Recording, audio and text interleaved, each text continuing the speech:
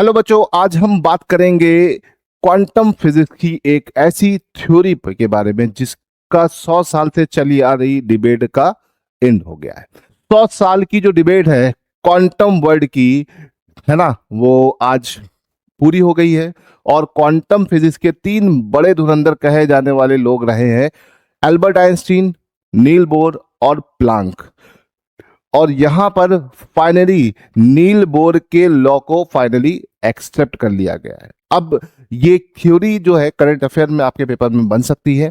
अब जानते हैं इस थ्योरी से रिलेटेड कुछ फैक्ट्स के बारे में।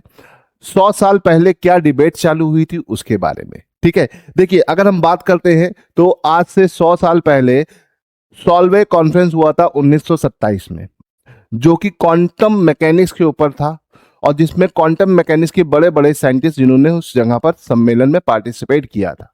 और उस सम्मेलन में हुआ क्या था? उस सम्मेलन में फोटोन के ऊपर बात चल रही थी कि जब भी फोटोन ट्रेवल करता है, ठीक है, नील बोर ने कहा कि जब भी फोटोन ट्रेवल करता है तो अगर हम उसके पाथ को देखेंगे तो उसका वेव नेचर हमें नहीं दिखाई देगा, और अगर हम उसके वेव नेचर पे फोकस करेंगे तो हमें उसे पाथ नहीं दिखाई देगा।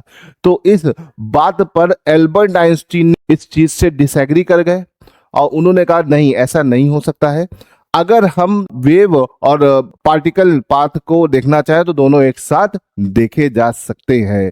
काफी सालों से ये डिबेट चली आ रही थी और फाइनली इस डिबेट का एंड हुआ और नील बोर की बात एकदम सही साबित हुई।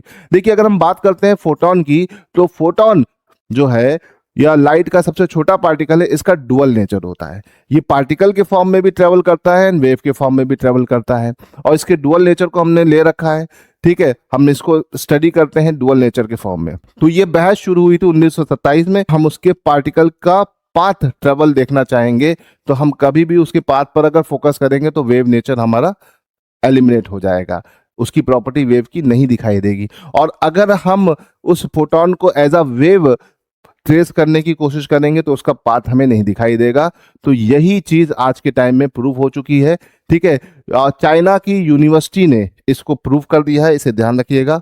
ठीक है, चाइना की university of science and tech ने इस बात को प्रूव कर दिया है, जहां के जाने माने प्रोफेसर पैन जियानवे और उनकी टीम ने इस चीज को प्रूव कर दिया है। पैन जियानवे जो है दुनिया में क्वांटम मैकेनिक्स के जाने माने प्रोफेसर हैं, और इनकी टीम ने इस बात को आज साबित कर दिया कि भैया नील बोर सही थे। और फाइनली क्वांटम फिजिक्स ने या क्वांटम मैकेनिक्स ने नील बोर के सिद्धांत को एक्सेप्ट कर लिया है। जय हिंद।